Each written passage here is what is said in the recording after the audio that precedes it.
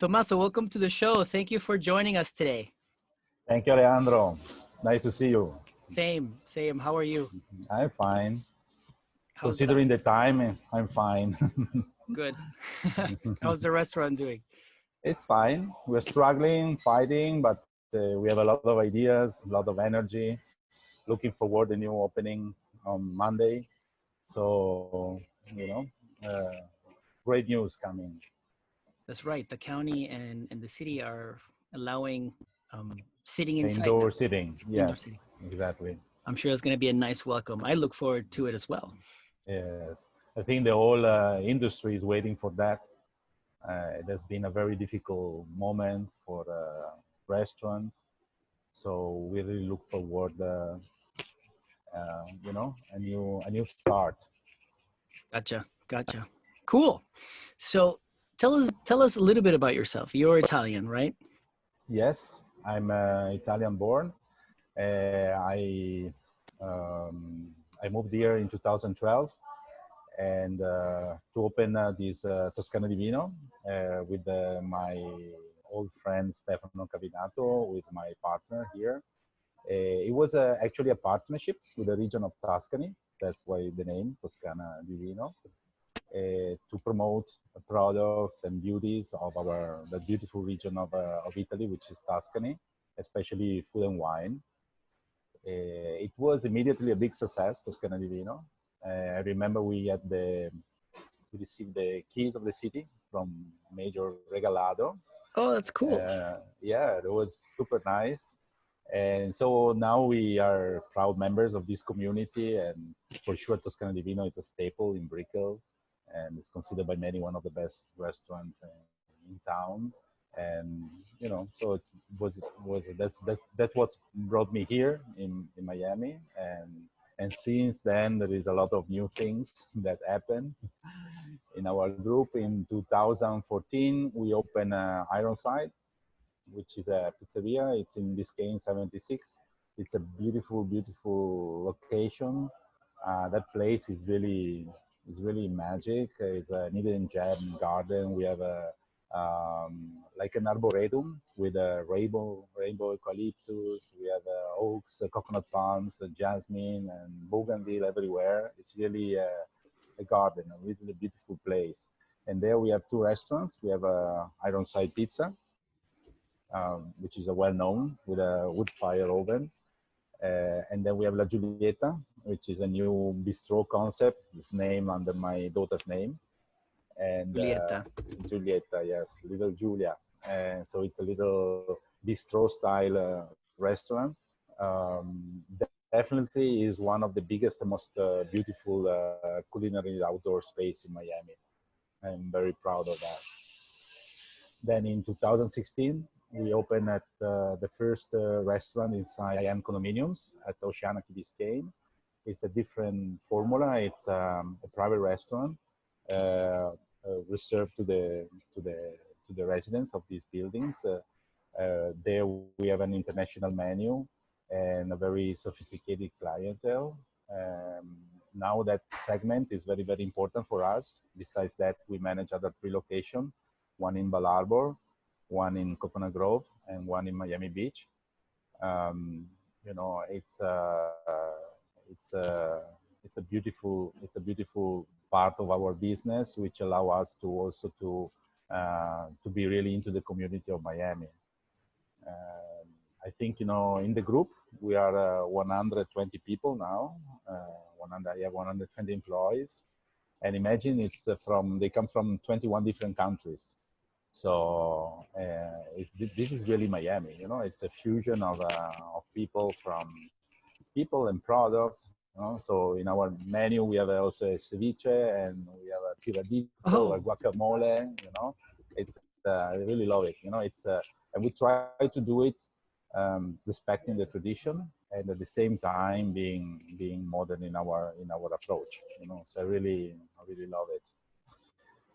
This is what we have now. The last thing we're doing is Resourceful Toscana. Is a project to provide high quality ingredients to our clientele and to introduce new culinary experiences at their home. As a consequence of this incredible period of lockdown, I think people will stay more at home, and so we are preparing some concept and some experiences that will fit very well in that environment, to fulfill the needs of the people, always with the quality that is what we like to do, and the quality standard that what we like to do. And the Risolto Toscana, is Yes. that like a how do you deliver the food? So we have access to high quality ingredients. Okay, the best olive oil, the best Parmigiano, the best proteins. So why do we keep them only for the consumption at the restaurant? Why we cannot package them Got in it. boxes, in ways, and we can share the quality at a very convenient price also to the residents of the buildings where we work, so we can provide them an excellent choice at a very convenient price. And, this is really part of our inspiration and overall philosophy.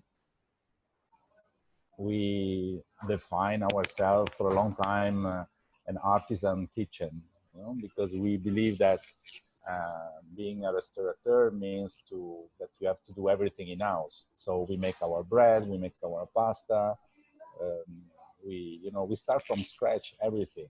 We put passion in what we do, and so we are artisan of the kitchen. Lately, we evolved this concept towards a little bit more sustainability, okay? Because at the end, we are what we eat, and it's so important that the ingredients, you can do pasta, or you can do a ceviche, you can do any product, but the quality of the ingredients is the fundament of everything. And this is so important. So if we can provide to our guests quality products, we believe that also the quality of their life will change. So this is really what inspires us. And so we would like to go beyond the experience of the restaurants, and be able to transfer these values to our guests, to our customers, also at their home. That's great. I mean, I think talking about the whole we are what we eat, and being more conscious of those kind of things. I know I saw in one of your LinkedIn posts that you mentioned that conscious consumption of food is important, right? And you've been doing a lot of sustainable related work to support the community. You want to tell us a little bit about that? Oh yes, definitely. I think that more and more now we are driven by an awareness that we live in a connected world. We are what we eat, and we as restaurateurs, we have a great responsibility in the choice of the ingredients, in the way we cook, and the way we promote and explain food to our customers.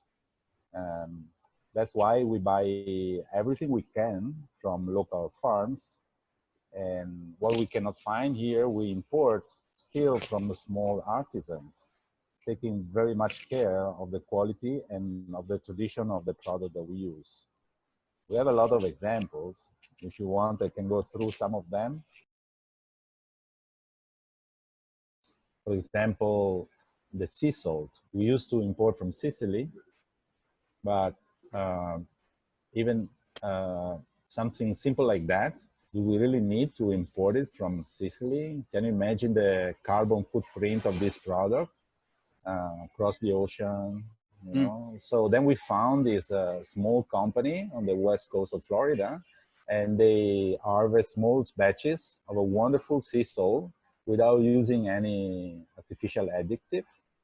And the flavor is amazing, and it's sustainable for the environment. We support the local community, so let's go. Why not?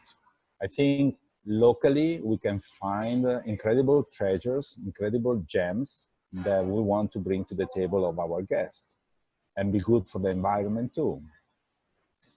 Another example, tell me. No, I was just gonna say I think it's great. I think it's great that first you took the time to find a provider of salt locally in this initiative, and I had no idea that we in Florida produced sea salt. So and now it's in your table. So it's I think it's great. But please go on. Another example is with the chicken. We collaborate with a small farm run by two incredible young farmers. We try to support them, working together with them. We raise the chicks for 6-7 weeks. Normally, a regular chicken, it takes 3 weeks. We give them only organic soy-free feed. And the product is amazing. You know, in this way, we help a little farm to grow, to continue pursuing their beliefs, and not only their business. Those are beliefs that we share and we promote. You know, and the meat is more firm, the flavor is stronger than the regular chicken. The bite is more satisfying. You can roast it, boil it, fry it, stew. You know, and these are only a few ways that you can enjoy also an old flavor that it's not possible if you use an industrial raised chicken. And then another thing, we use the whole animal because it's a matter of respect, you know. So you know, and this I think is the real professionality that comes out from our chef, from our school here, you know, to learn how to use the whole animal. It's a matter of respect. This is a big part of our philosophy. The name of the farm is. So they just renamed themselves. Oh, it's from Salt City. They renamed Nourished Pastures. Okay, so okay, so they just renamed themselves. Thank you also with the collaboration. We buy 95% of their production. well, And sometimes, you know, yes. I'm sure they're very really happy. support them. Yes, yes. They are happy because we join the same vision. Okay, and we are very proud of that. And so this is the line we are going, find local collaboration, you know, to improve the community and to give a better quality to our customers, to our guests. I think when we were talking yesterday, you mentioned you also get your produce from produce. Local farms. Also, do you know that an average vegetables make 3,000 kilometers before arriving to a table? You know, can you imagine? And after 24, 36 hours, all the vitamins, minerals, everything of the vegetable disappear. So we need farm to table means this, you know, is the vicinity between the farm and the table. In Italy, we have this idea of the market. Every town in the center of the village, we normally have a market. What happened there that the farmers go downtown, you know, they bring their products and you know, and you shop there and you have fresh products from the countryside.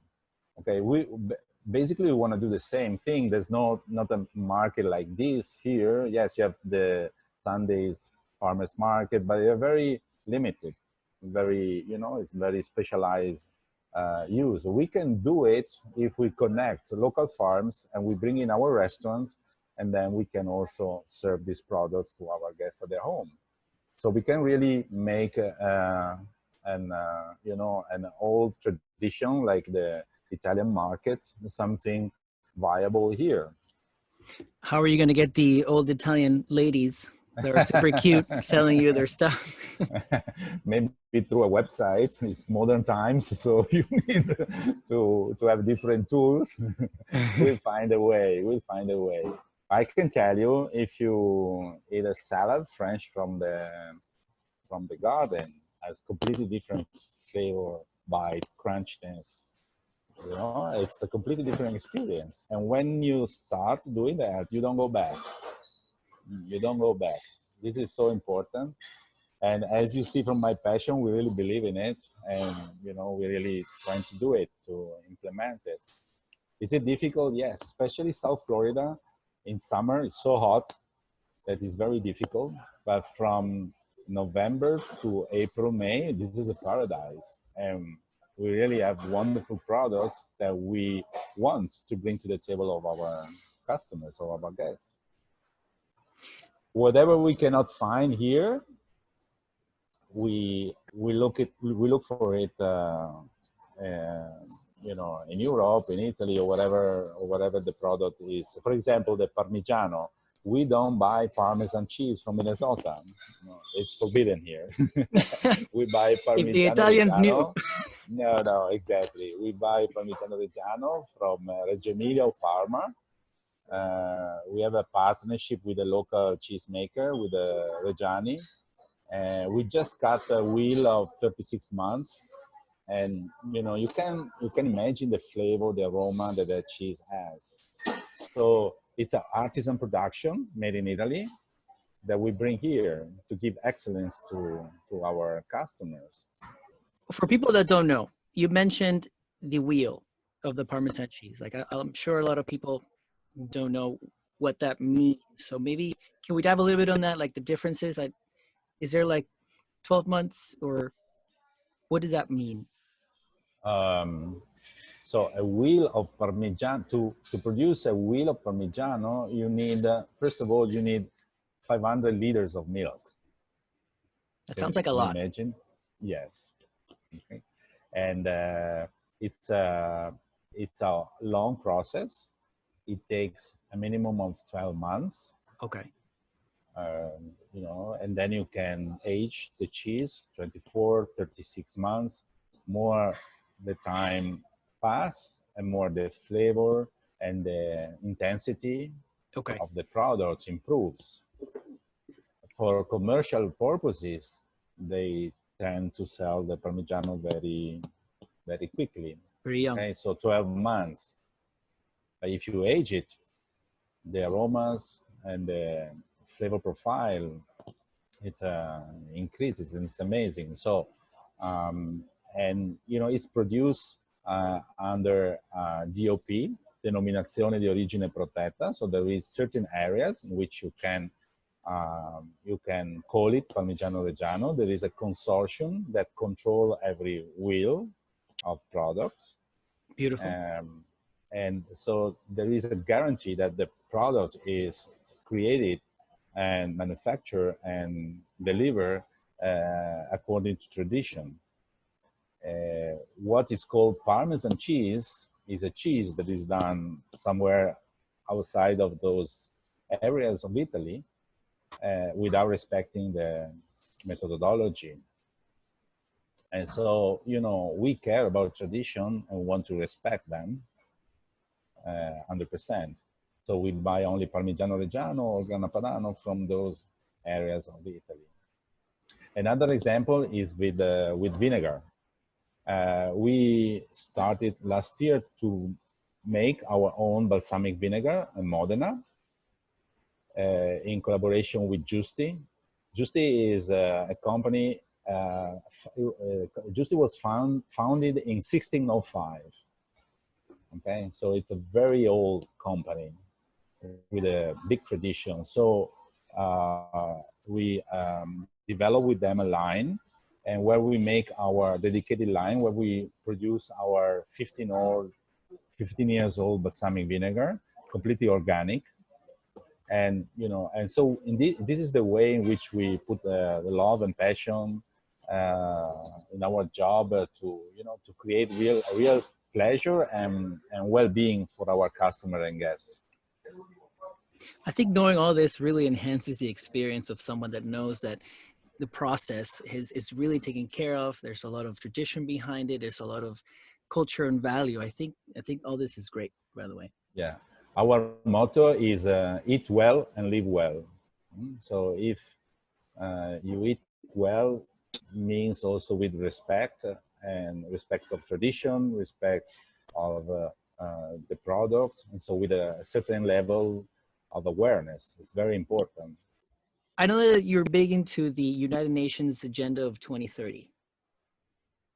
Yes. Do you want to tell us a little bit about how you see that, how you Yes. view that? Yes. Well, generally speaking, as entrepreneur, I feel the responsibility to be engaged and support some bigger initiatives to contribute to the quality of life of our community. The And I agenda, sorry to interrupt, but the Agenda 2030, for those that don't know, those are some standards that were created. yes. Would you like to say? Yes.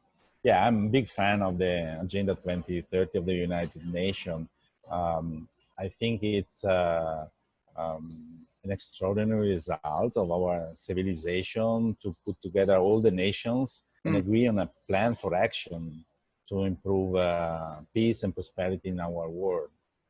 So they define 17 big goals for the humanity, and I personally run training sessions with my employees to read those goals with them to create awareness in terms of reduction of poverty or elimination of hunger or the environment. Okay, because or we leave them there in the clouds, or we try to understand them and then to create something real, you know, to make little actions, because if everybody push in the same direction, we can create a bigger world, a better world. You know, so this is what really motivates me. For me, a company is not only business; it's also a way, a tool to bring progress and to bring well-being for the stakeholders. Uh, so meaning also for the employees, for the vendors, for the community. I think it's important, no, to have a bigger perception of our role, of who we are and what we do. It's So interesting when we spoke about the agenda and your desire to help and be part of that conversation. Normally, I've heard about it when I was doing the international relations for the city. That's where I heard about this. Like, what are we doing? How can we contributing at a city level, at a government level? But hearing it from you at a more local level, it was very, very interesting, very amazing to see that people such as yourself are heavily involved in this kind of and initiatives. I can tell you, it's very important when I explain this to my staff, my team. They look at me with open eyes like this, but Mm. they are very interested, and somehow it changed their life also because they get an understanding, and they get also a motivation to come to work and to do it. Obviously, we all come for money, you know, we all come for business. But there is a little bit more uh, beyond that, which is very important for me, and I think for all my staff too. So tell me a little bit about the Circular Economy Club. What is that? Okay. Well, yeah, we are experiencing the advent of I believe, of a truly circular economy, you know, which is an upgrade from the traditional way, take, make, and waste economy, you Mm. know. So, um, and this is really part of our tradition as Italians, as a farming country. You don't throw away stuff. You use everything, or you reuse everything, and it's so easy just to take, consume, and waste. Okay, so and this is not sustainable in the long term for our future generation. This is not sustainable. You know, so we have to start thinking that everything comes back, everything is circular, and you do it with small things, recovering everything. Can I make you a little example? So, for example, the Please. coffee. Okay, the coffee that, you know, instead of throwing away the coffee, we in Ironside we have this beautiful garden. We planted some plants specific for the butterflies, and we use the coffee. Okay, we throw the coffee there, and we create this environment which is absolutely friendly for butterflies. We have hundreds of butterflies. It's beautiful, you know. So we don't use any chemicals. We just use our a little imagination and a little effort, and we create something nice, which people enjoy and appreciate. So this is circular economy. It's not only a way to save, which is okay, because if you act smartly, you also save money. But it's also a way to respect the environment and to work with the environment. We are connected, humans, animals, plants. We live in the same planet. This pandemic shows us so clearly that there's no alternative if not realizing this and work together to create a better world. I think it's great the way that you find these innovative ways to give use to what other people would consider waste. Yes. Right. So we founded this circular club in circular economy club in Miami. We have books. We have it's a place. It's a place where we can think about it and try to make it happen. So can anyone join this club? Yes, can I join? Absolutely. You can join. You're more than welcome. Thank you. Thank you. I know that we are almost running out of time, but tell me a little bit about the One Health Center. I thought that was very interesting when we discussed it briefly yesterday. Oh yes, this is a very important to me. It's a collaboration with Professor Ilaria Capua. She's an old friend of mine from the times in Italy. She's a world famous virologist, and she founded this center, University of Florida. I helped her a little bit with the fundraising during this pandemic to support the studies, and she created this center, which in which she developed an innovative interdisciplinary approach on how to advance the health of humans, animals, plants, and the environment through big data. We support their activity, and we now have 22 researchers working on 7 different areas of studies. So putting together information of environment, pollution, nutrition. So can you share with us one of these 7 areas of studies that they're working on? Oh yes, for example, pollution. So during the pandemic in Milan, in Italy, during there was a closing of all the traffic. So you imagine that the emission of carbon goes very down, the PM10 goes down. It didn't go down. It didn't go down. It didn't go down. Because around Milan is full of farms, and so animal production was basically balancing out that emission.